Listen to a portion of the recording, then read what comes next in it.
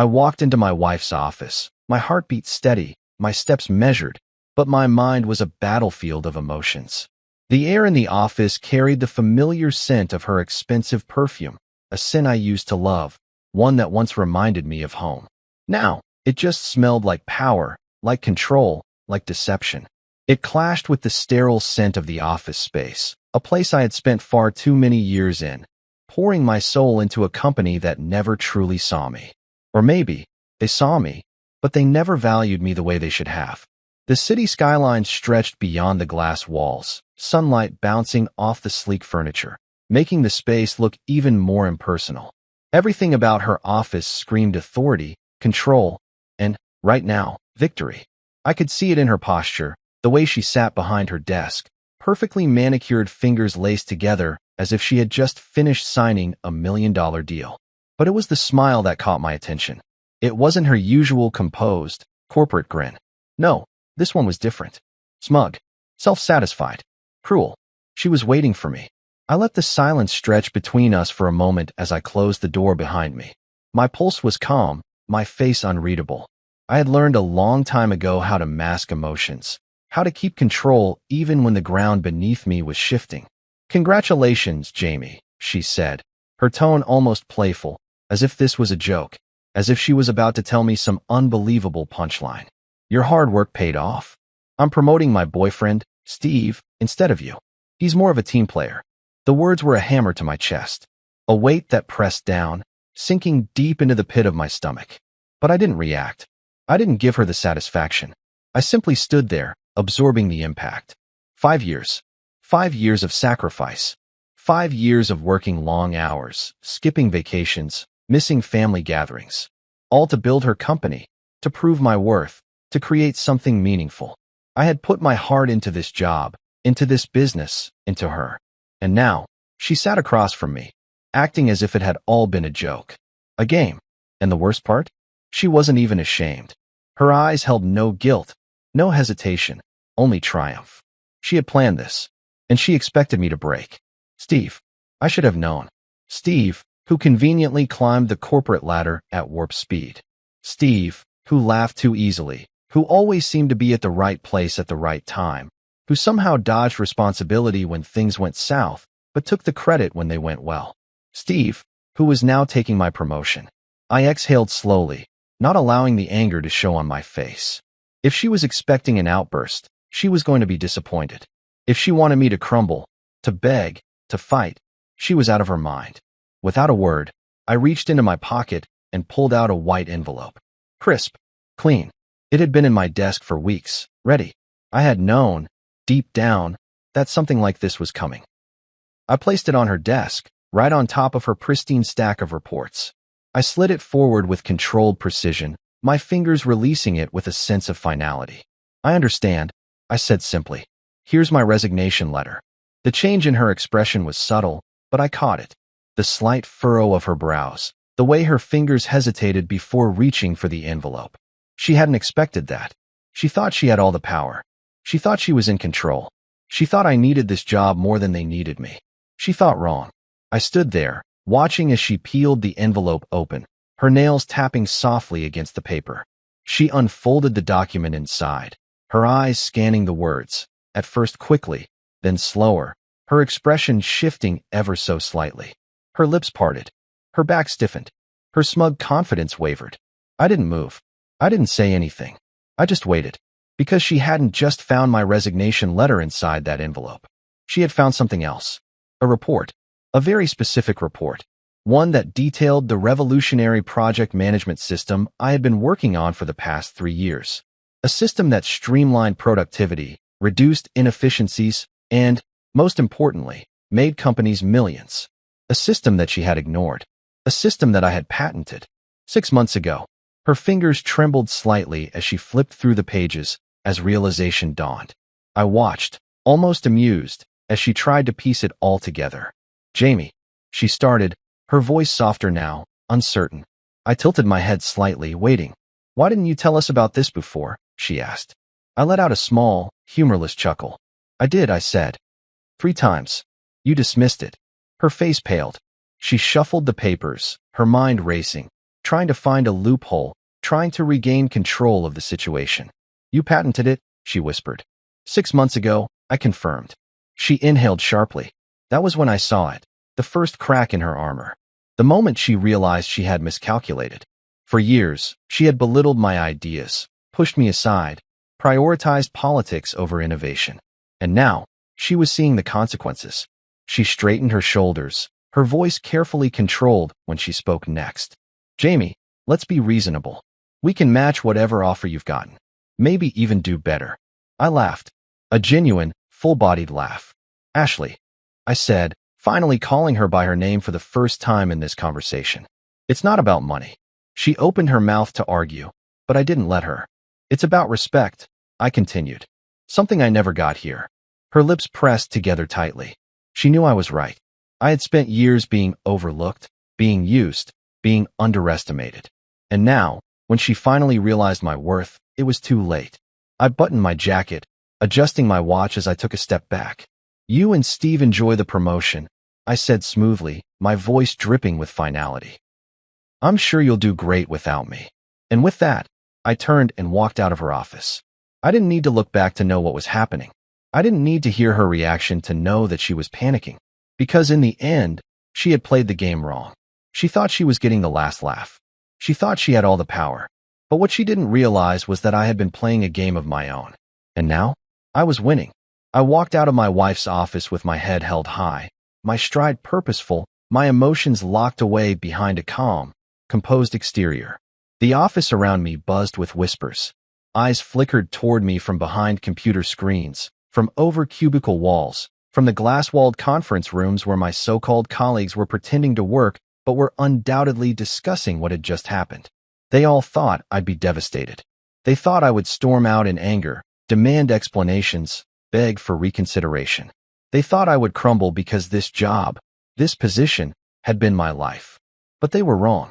Because what none of them knew, what even Ashley had failed to realize, was that I had been preparing for this moment for 3 years. This was not the end. It was just the beginning. I walked through the office, past the break room where Steve was probably gloating over his so-called victory, past the HR desk where they would soon process my resignation, past the rows of desks where employees were pretending to work while shooting me sympathetic glances. Let them whisper. Let them think I had lost. They had no idea what was coming. As I reached my desk, I pulled out an empty box and began packing my things. My hands moved methodically, picking up framed photos, a few books, and a couple of personal items that had accumulated over the years. I didn't have much here, just enough to remind me that, at one point, I had actually cared about this place. I had poured my soul into this company, given it everything, spent years trying to build something meaningful, only to be discarded the moment it suited them. But that was their mistake, because while they had been busy playing office politics, I had been working on something far more valuable. I glanced at the thick folder in my bag, the blueprint for the project management system I had spent 3 years perfecting. It was designed to revolutionize workflow efficiency, streamline operations, and eliminate the very problems that companies like Evermark struggled with daily. Ashley had ignored it. Steve had probably never even heard of it. And now I owned it. I had patented it 6 months ago. I had spent countless nights refining it, testing it, improving it, making sure it was perfect. While Ashley and Steve had been busy playing their little games, I had been building something real. And the best part? I already had buyers lined up. I could have launched it under Evermark's name. I could have handed it over to them and changed the entire industry under their brand. But why would I do that? Why would I hand them my masterpiece when they had just proven they didn't value me? No. If they didn't want me, they didn't get my system either. I was taking it somewhere else. As I packed up the last of my things, I heard footsteps approaching. I didn't need to look up to know who it was. Steve. I could feel his presence before he even spoke. That irritating, smug energy of his, the kind that made me want to roll my eyes even when he wasn't saying anything. No hard feelings, buddy, he said, his voice dripping with fake sympathy. I took my time closing my box, making sure every last detail was in place before I finally turned to him. Steve stood there, arms crossed, a ridiculous smirk on his face. The kind of smirk that told me he thought he had won. He had no idea. I tilted my head slightly, studying him. The way he radiated arrogance, the way he carried himself like a man who had earned something when, In reality, he had been handed everything. I smiled at him. Not a forced smile. Not an angry one. A genuine, amused smile. None at all, I said. I'm sure you'll do great. Steve blinked, clearly surprised. He had expected me to be bitter, to lash out, to show some sign that I was broken. But I wasn't. I was free. Steve shrugged, clearly dismissing whatever unease he felt. He probably thought I was just being a good sport. He had no idea. As he walked away, I closed my laptop bag and picked up my box. This chapter of my life was over. But the next one? The next one was going to be legendary. That evening, I sat in my apartment, my laptop open, the dim glow of the screen reflecting off the whiskey glass in my hand. Emails were already flooding in. Investors, industry leaders, people who had heard whispers about my system and were eager to get a piece of it. And then, an email that made my breath still for a moment.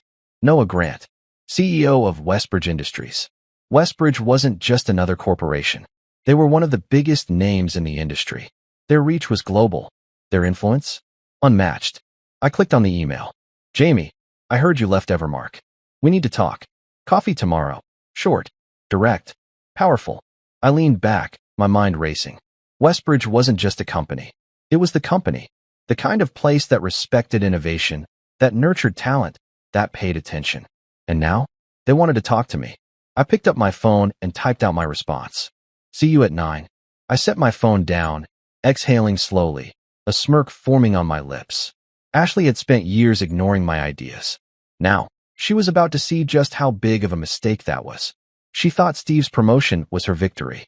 She thought pushing me out had secured her future. She thought she had won. She had no idea. Tomorrow, I would sit across from one of the most powerful CEOs in the industry. Tomorrow, I would begin the next chapter of my career. One where I was no longer just an employee. Tomorrow, I would take the first step toward building something far bigger than Evermark had ever imagined. And Ashley? Ashley would soon realize exactly what she had lost. I took a slow sip of my whiskey, the warmth spreading through my chest, and leaned back into my chair.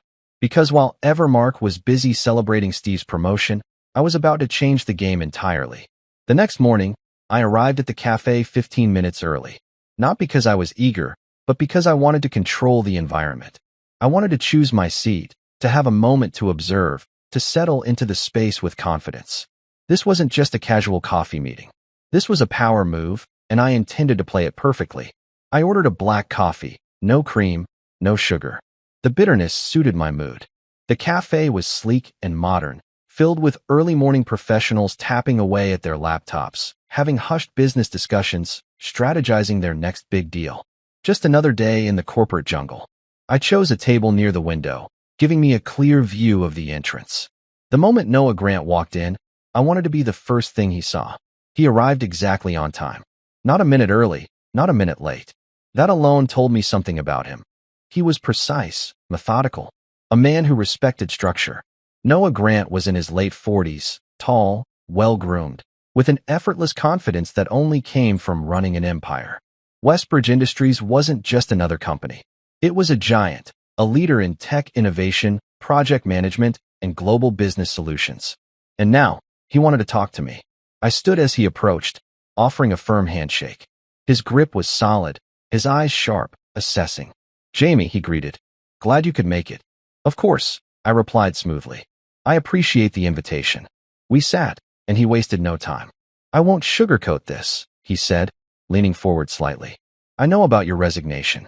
I know Evermark just handed a major promotion to a guy who, frankly, I wouldn't trust to manage a lemonade stand. And I know you've been sitting on something big. I took a sip of my coffee, letting his words settle. He was testing me, pushing for a reaction. I gave him nothing. Go on, I said evenly. He smiled slightly, clearly appreciating my composure. Your system, he said. I've heard whispers about it. A project management tool that optimizes efficiency, reduces redundancies, and streamlines operations at an industry-wide level. Evermark was blind to what they had, but I'm not. I want to know what it does, and more importantly, I want to know if you're willing to bring it to Westbridge. I let a slow smirk cross my face. You've done your homework.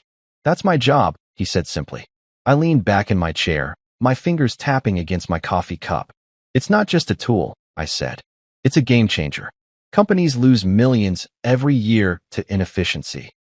Bottlenecks, miscommunication, outdated processes. My system doesn't just track progress. It analyzes patterns, predicts obstacles, and adapts in real time.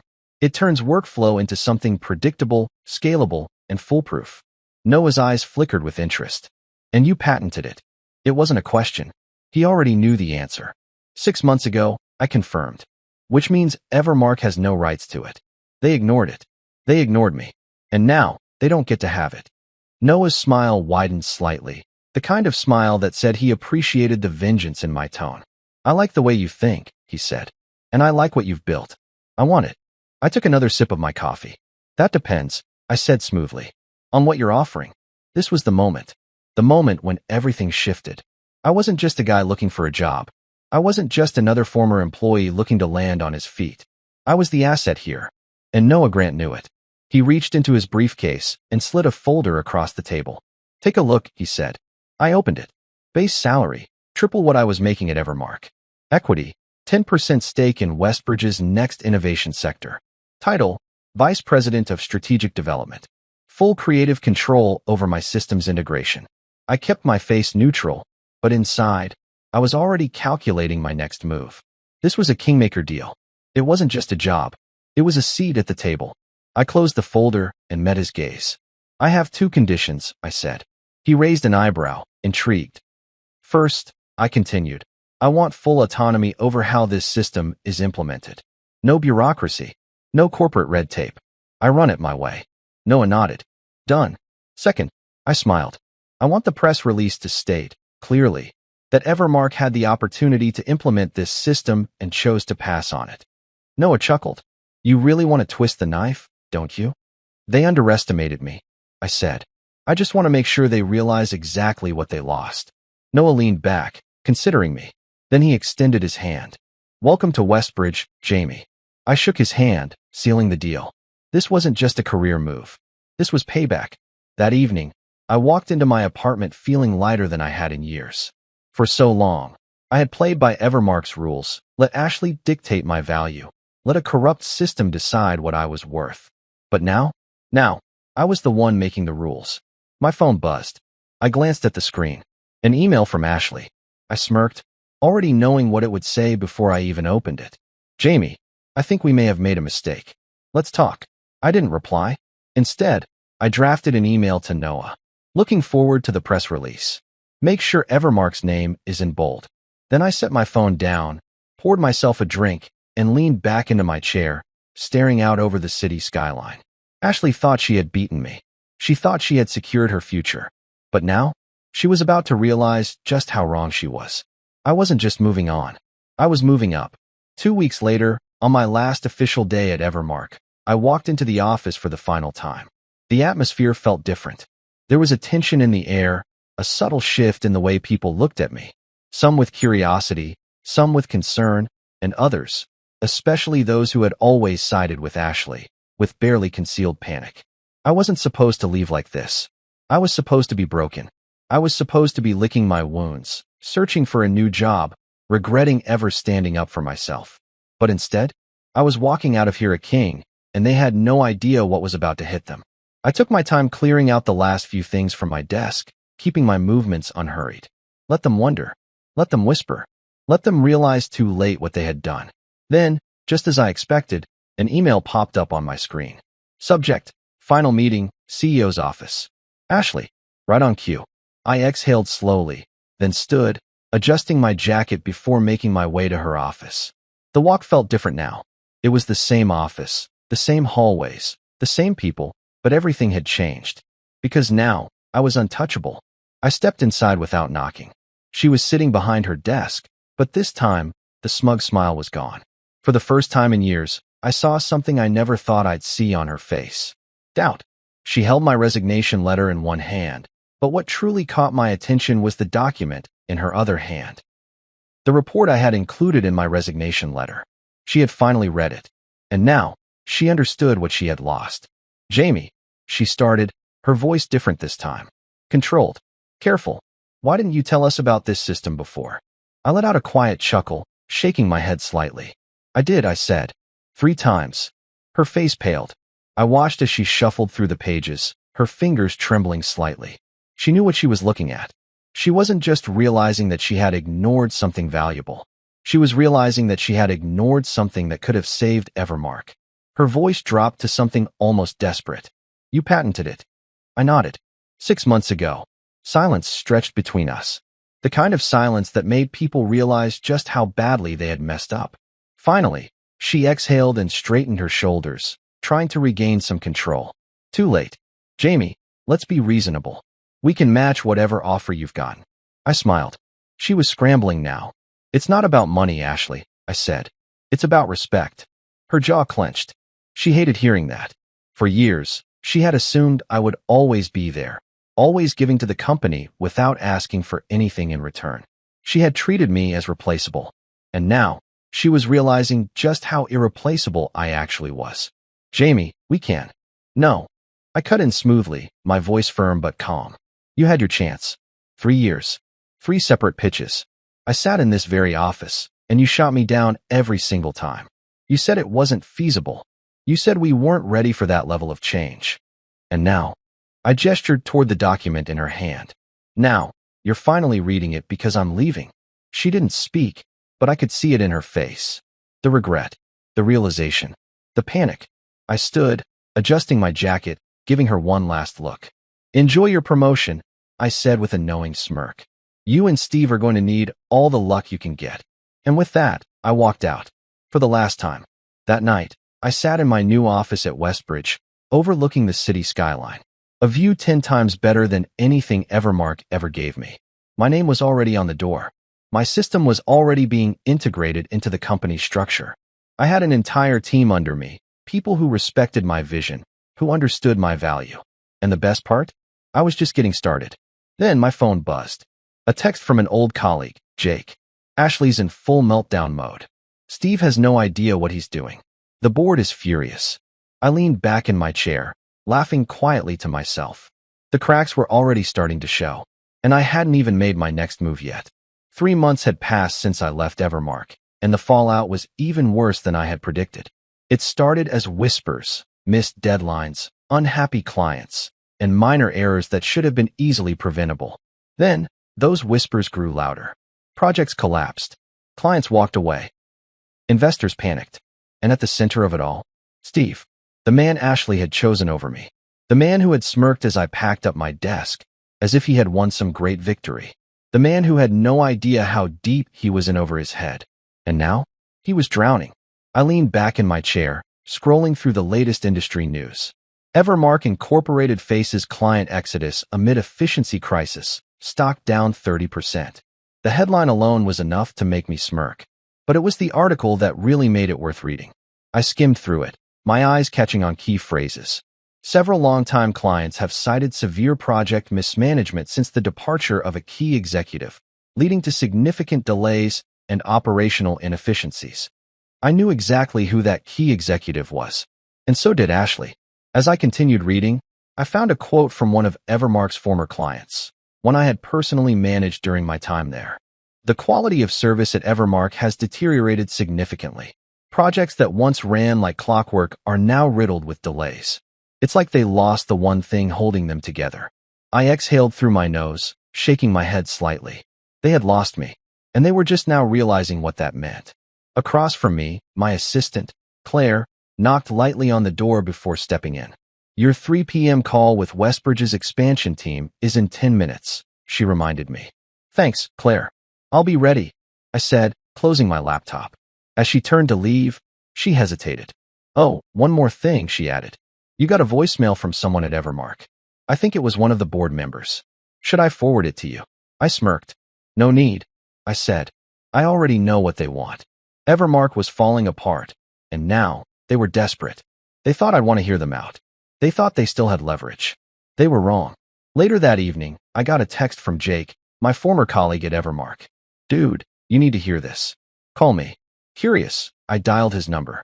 Jake, I said when he picked up. What's going on? He let out a low whistle before speaking. Man, you would not believe the disaster unfolding over here. Ashley is losing it. Steve just resigned. I blinked. Wait, what? Yup. He couldn't handle the pressure. The board basically threw him under the bus, blaming him for everything. He walked out this morning. No 2-week notice. No farewell speech. Just gone. I let out a short laugh. So let me get this straight, I said. Ashley gave him my promotion, and now he's running for the hills. Pretty much, Jake said. And dude, it gets worse. She's next. The board is done with her. Investors are threatening to pull funding unless there's a leadership restructure. I shook my head in amusement. And to think, she was so sure that she had won, I muttered. Yeah, well, she's realizing now that she played herself, Jake said. And the worst part? She still doesn't get why it all fell apart. I chuckled. Of course, she didn't. Ashley had spent years prioritizing office politics over real skill. She had played her game, rigged the system, made decisions based on personal favoritism rather than actual qualifications. And now, she was paying the price. So what happens next? I asked. The board is scrambling, Jake said. They're looking for someone to come in and clean up the mess. And from what I hear, they want you. I rolled my eyes. Of course they do, I muttered. After everything, after years of being overlooked, dismissed, and undervalued, now they needed me. But they were too late. Westbridge had already given me everything Evermark refused to, and I wasn't about to go backward. I assume Ashley hasn't reached out yet. I asked, though I already knew the answer. Not yet, Jake said. But give it time. She will. And when she did, I'd be ready. The next morning, I was sitting in my office when my phone vibrated. A new email. I already knew who it was from before I even looked. Ashley. I exhaled slowly, letting the moment settle before opening the message. Jamie, I think we may have made a mistake. I'd like to discuss an opportunity for you to return. Name your price. I smiled. Of course, she wanted me back. But the problem was, I wasn't for sale. I stared at the email for a long moment before typing out my response. Ashley, I appreciate the offer, but I'm exactly where I need to be. Best of luck. Jamie. Then, without another thought, I hit send. And just like that, the door to Evermark was officially closed forever. I leaned back in my chair, staring out at the city skyline, taking in the reality of my new life. Westbridge was thriving. My system was being rolled out globally. I had full control over my work, a team that respected me, and a salary that made Evermark's look like pocket change. And Evermark? Evermark was bleeding out, and they had no one to blame but themselves. The best part? I was just getting started. It didn't take long. 2 days after I sent my final email to Ashley, my phone started ringing. At first, I ignored it. I let it go to voicemail, letting her desperation fester. She wasn't used to being ignored. She was used to controlling the conversation, being the one people had to impress, the one making the decisions. But now, she was the one chasing after me. I let it ring again, and again. Then, a new email popped up in my inbox. Subject, urgent, let's talk. I smirked before clicking it open. Jamie, I know things ended on bad terms, but I really think we should discuss this. Evermark is willing to negotiate. Whatever you want, we can make it work. Just take a meeting. Please. Please. I never thought I'd see Ashley beg. I leaned back in my chair, staring at the email, letting it sit there for a moment. I had two choices. I could ignore her entirely, let her twist in the wind, let Evermark continue its downward spiral until it was nothing but a cautionary tale in the industry. Or I could play the game one last time. I drummed my fingers on my desk, considering my options. Then, I made my decision. I picked up my phone, scrolled through my missed calls, and finally, I called her back. She answered immediately, as if she had been staring at her phone, waiting. Jamie, she breathed, the tension thick in her voice. Ashley, I said smoothly. There was a pause, a hesitation. She was used to having the upper hand, used to me being the one fighting for her attention. But now, the dynamic had flipped. Thank you for calling me back, she finally said. I know you're busy, but I really think we should talk. I gathered that from the 5 missed calls and your email, I said dryly. Another pause. She hated this. She hated that she had to convince me. Jamie, she said, her voice lowering into something carefully controlled, like she was trying to regain some authority. You know Evermark isn't the same without you. Things have changed. That's one way to put it, I said, tilting my head. Steve is gone, she continued, trying to sound unaffected, but I could hear the strain.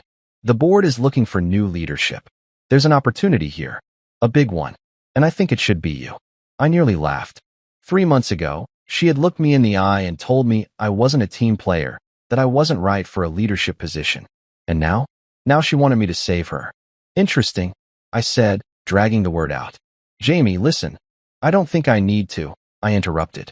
I think I already know exactly what's happening. Evermark is falling apart, the board is panicking, and you're about to lose everything. So now, you want the guy you dismissed to come back and fix it. Silence. A long, glaring silence. Finally, she spoke again, her voice tight. It's not that simple. Oh, I think it is. Another silence.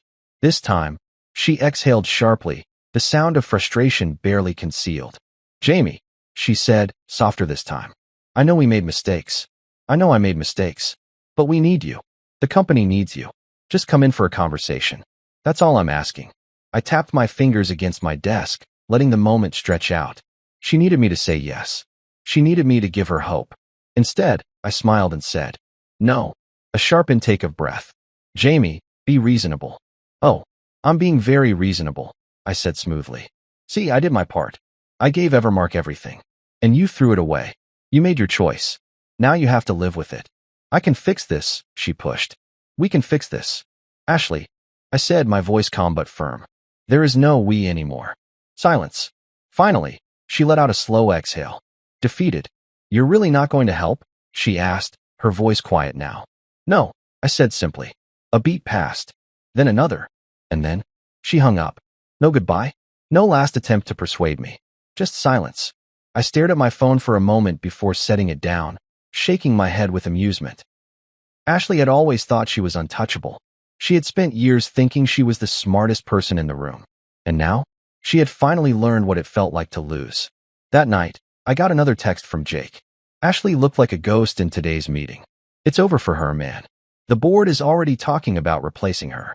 I smiled to myself. Of course they were. Ashley had built her entire career on playing politics, not actual skill. And now, she was realizing the hard way that when everything collapsed, there was no one left to protect her. Because in the end, she wasn't as untouchable as she thought. And I had just proven it. The downfall was quicker than I expected. Evermark had been teetering on the edge for months. But after that phone call with Ashley, I knew the final blow was coming. And when it did, it would be brutal. I arrived at Westbridge early that morning, coffee in one hand, phone in the other, scrolling through the latest industry news. And there it was, the headline that would send shockwaves through the entire corporate world. Evermark CEO Ashley Dawson removed after leadership crisis. Board announces immediate restructuring. I exhaled slowly, leaning back in my chair as I read the article. Ashley had been fired. They had finally done it. The board had cut her loose to save themselves. I skimmed through the details, my smirk growing with every paragraph. After months of financial decline, client losses, and internal turmoil, Evermark's board of directors has announced the removal of CEO Ashley Dawson, effective immediately. Sources close to the company indicate that board members had grown frustrated with Dawson's inability to stabilize operations following the departure of key executives. Dawson's tenure was marked by a controversial promotion that many industry experts believe contributed to the company's downward spiral. I laughed under my breath. That controversial promotion was Steve. The very same Steve who had fled the company when the heat turned up, leaving Ashley alone to deal with the fallout. Karma was beautiful. As I reached the bottom of the article, a familiar name caught my eye. Industry experts speculate that Evermark may attempt to recruit former executive Jamie Carter to aid in the company's restructuring efforts. Those sources indicate Carter has already found success in his new role at Westbridge Industries. I rolled my eyes. Recruit me? Again? These people never learned. Just then, my office phone rang. I already knew who it would be before I even answered. Jamie Carter speaking. Jamie. The voice on the other end was calm, professional, but calculated. It was Mark Caldwell, Evermark's chairman. The man who had once barely acknowledged my presence at meetings. And now, he was calling me personally. Mark, I said smoothly, leaning back in my chair. What can I do for you? I'm sure you've seen the news, he started, his tone neutral. I wanted to reach out personally to discuss an opportunity. Let me guess, I said. Evermark wants me to come back and clean up the mess Ashley left behind. A brief pause. We believe you're uniquely qualified to help restore Evermark's reputation, he said. I almost laughed. They weren't even trying to hide it. Jamie, let's be honest, Mark continued. You were the backbone of this company. Losing you was a mistake. I won't deny that. I raised an eyebrow. Funny, I said, because when I worked there, no one seemed to see my value. But now that everything's falling apart, suddenly I'm the backbone? We're prepared to make it worth your while, he said, ignoring my sarcasm. A leadership position. Full autonomy over operational changes. Double your previous salary. I let out a low chuckle. Mark, let me stop you right there, I said. I'm going to save you some time and say no. Silence. Then he sighed. I understand why you feel that way, he said. But Jamie, this isn't just about us. Think about the employees who are still here. The ones who depended on you. I narrowed my eyes. The guilt trip. That was their final play. They wanted me to believe that coming back would be some grand act of mercy, that I would be the hero returning to save the people who had once ignored me. Not happening. The employees who are still there? I echoed. You mean the same people who stood by while Ashley promoted Steve over me? The same ones who looked the other way when I was forced out? Another long pause. Jamie, Mark said carefully, we need someone who understands the company. Someone who can fix what's broken. I smirked. You already had that person, Mark, I said. You just didn't appreciate him until it was too late. More silence. He knew. He knew I was right. I appreciate the offer, I said after a moment. But I'm exactly where I need to be. Then, before he could say another word, I ended the call. That night, I was sitting in my apartment when my phone buzzed with a new text from Jake. Ashley called me today. She's not doing well. I stared at the message for a moment before replying. Not my problem. Jake responded almost immediately. Damn, dude. No mercy. I exhaled slowly before typing my next message. She had no mercy for me when she promoted Steve. She made her bed. Now she has to lie in it. This time, there was a long pause before Jake finally responded. Fair enough. I set my phone down and leaned back, staring out the window at the city lights. Ashley had spent years believing she was untouchable, believing she was the smartest person in the room, believing she could manipulate people and come out on top. And now, she had been removed, discarded, forgotten, just like she had done to me. And the best part? I didn't even have to lift a finger. The universe had done the work for me. A week after Evermark officially removed Ashley, I was in my office at Westbridge, reviewing expansion plans for the rollout of my system across multiple industries. Everything was moving fast, faster than I had imagined. Westbridge was thriving. Our efficiency metrics were breaking industry records, clients were lining up, and the press was all over it. Every tech and business publication was talking about how Westbridge had revolutionized workflow management overnight. And at the heart of it all, me. This was what I had always envisioned. Not being a pawn in someone else's corporate game, not waiting for approval from people who didn't respect me, but being in control, calling the shots, leading. I was exactly where I needed to be. Then, my assistant, Claire, knocked on my office door. Jamie, I just got a call from Evermark's board. They're asking for a meeting. I didn't even look up from my screen. Tell them I'm not interested. I did, Claire said, but they insisted. They said they have a proposal that demands serious consideration. I finally looked up, narrowing my eyes. They weren't giving up. They were desperate. And if I was being honest, I was curious. Fine, I said. Schedule it. Let's hear what they have to say. 2 days later, I walked into a private conference room at Evermark's headquarters. I hadn't stepped foot in this building since the day I walked out, and now, I was walking in on my own terms. Mark Caldwell, the board chairman, stood to greet me as I entered. Jamie, he said, forcing a smile. Good to see you. Wish I could say the same. I replied smoothly, taking a seat across from him. He didn't even flinch. He knew I wasn't here for pleasantries. Also in the room were 3 other board members. People who had barely acknowledged me back when I worked here. Now, they looked like they were about to beg. Mark cleared his throat and slid a folder across the table. I'll get straight to the point, he said. We want you to come back to Evermark as our new CEO. I stared at him for a long moment before laughing. I actually laughed. I leaned back in my chair, shaking my head. Let me get this straight, I said. You fired Ashley, your golden girl, and now you want me, the guy she forced out, to fix the mess she left behind? Mark didn't even try to deny it. Yes. I picked up the folder and flipped through it. Their offer was massive. Triple my old salary. Full executive control. A huge stock package. They weren't just asking me to return. They were begging me. I closed the folder and set it aside, my expression unreadable. Why should I even consider this? I asked. Mark leaned forward, his voice lower now. Because, Jamie, Evermark is still one of the biggest names in the industry. And if you take the reins, you'd be running your own empire. You wouldn't just be fixing a broken company. You'd be shaping its future. Your future. I studied him carefully. He was good. He knew how to sell it. But the problem was, I wasn't buying. Let me ask you something, Mark, I said. What happens if I say no? He didn't even blink. Then Evermark collapses. I tilted my head. And that's my problem. Why? Silence. Mark sighed, rubbing his temples. Look, Jamie, I know we handled things poorly before. I won't sugarcoat it. But this is bigger than personal grudges. Evermark needs a leader. A real one. And we're willing to make it worth your while. I sat there for a moment, tapping my fingers against the table. I could feel the weight of the moment. They had once dismissed me like I was nothing. Now, they were offering me the keys to the kingdom. And maybe some part of me should have wanted that. But I didn't. Because Evermark didn't deserve me. They had never deserved me. And now, they were realizing that too late. I stood up, adjusting my jacket. I appreciate the offer, I said.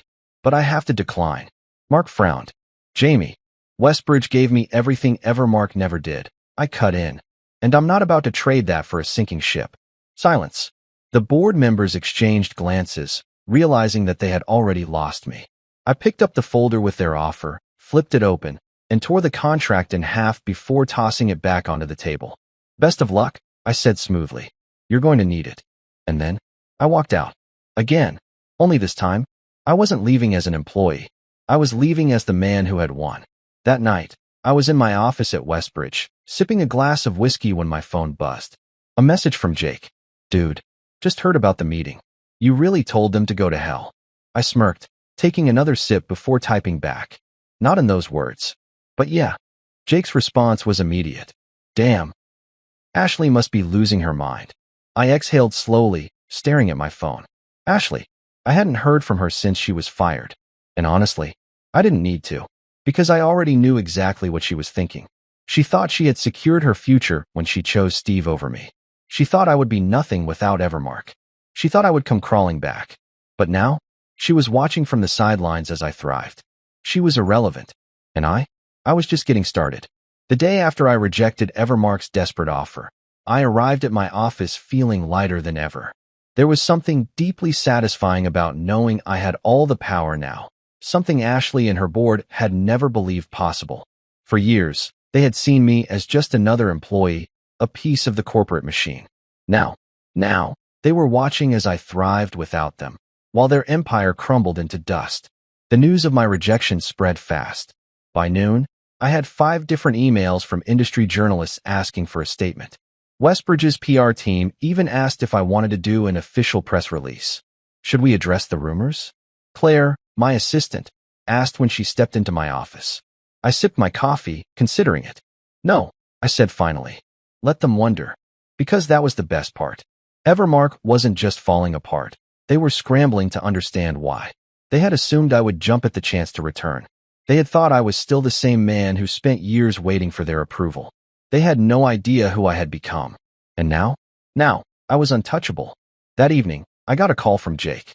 Man, he said, I don't think you realize just how bad things are over here. Oh, I said, leaning back in my chair, intrigued. Ashley's been calling everyone, he said. She even tried reaching out to old clients, trying to convince them to come back. But the problem is, they don't trust her anymore. I finished for him. Jake sighed. Exactly. The reputation hit was too big. And with you at Westbridge, they all know who the real brains behind the operation was. I smirked. So what's the next move? I asked. You're gonna love this, Jake said. The board is looking for a new CEO. And guess who they just reached out to? I already knew the answer before he said it. Steve. Yep, Jake confirmed. The same guy who ran the company into the ground. They're so desperate, they're trying to bring him back. I let out a slow chuckle. They never learn, do they? Nope, Jake said. And that's why they're gonna sink. And he was right. Because the truth was, Evermark's biggest mistake wasn't just losing me. It was proving to the world that they didn't value the right people. And now, they were paying for it.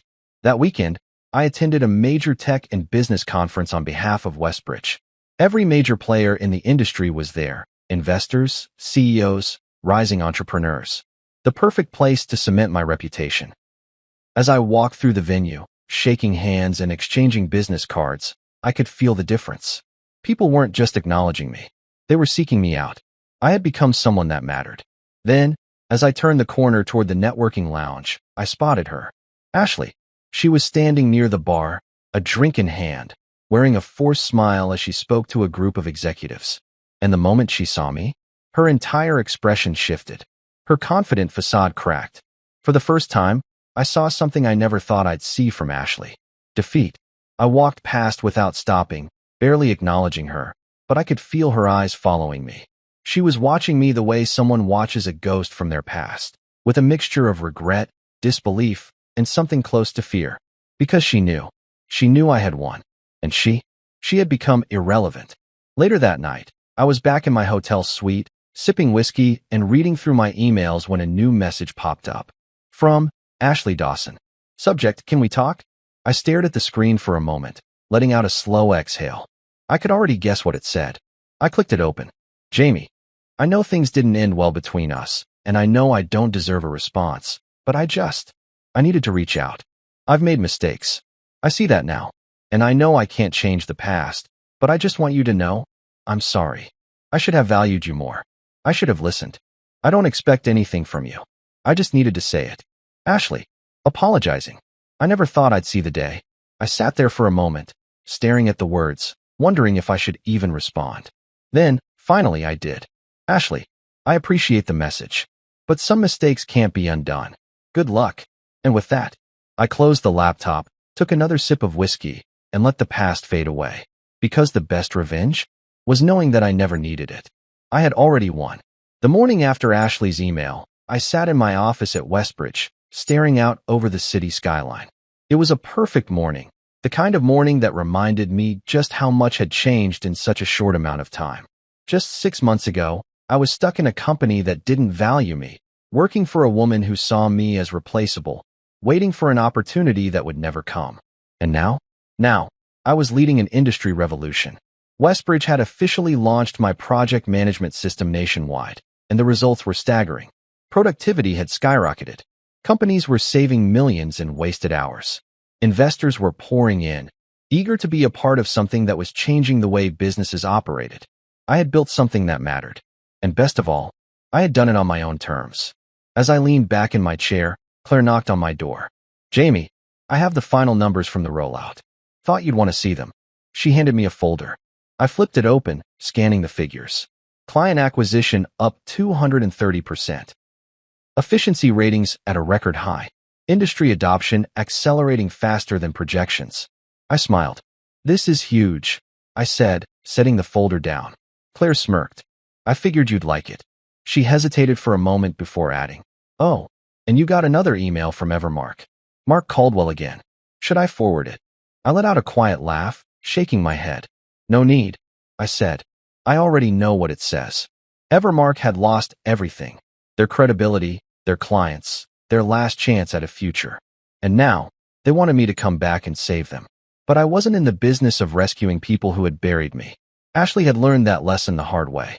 And now, Evermark was about to learn it too. That evening, I attended an exclusive business gala hosted by Westbridge. The biggest names in the industry were there. It was a celebration of our success, of the impact we were making, of the future we were shaping.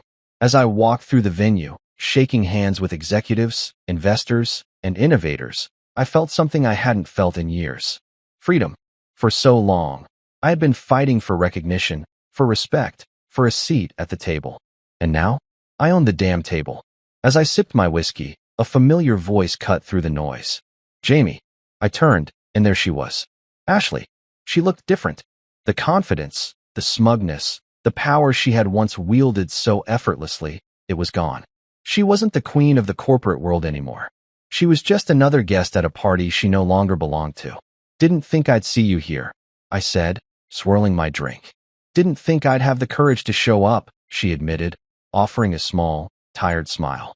She hesitated, then exhaled. Jamie, I just wanted to say it again. I'm sorry. I studied her for a moment, waiting for the catch, for the manipulation, the strategy, the power play. But this time, there wasn't one. She was just defeated. And somehow, that was more satisfying than any revenge could have been. I know, I said simply. She nodded, as if accepting that was the best she could hope for. Then, with a final glance around the room, she stepped back and walked away. And that was the end of our story. As the night stretched on, I stood at the balcony, overlooking the city I had built my future in. This was my moment, my victory. And the best part? I hadn't just survived Evermark. I had outgrown it. I pulled out my phone and opened a new email draft. To Westbridge Board. Subject, next big expansion. Because while Ashley and Evermark faded into irrelevance, I was just getting started.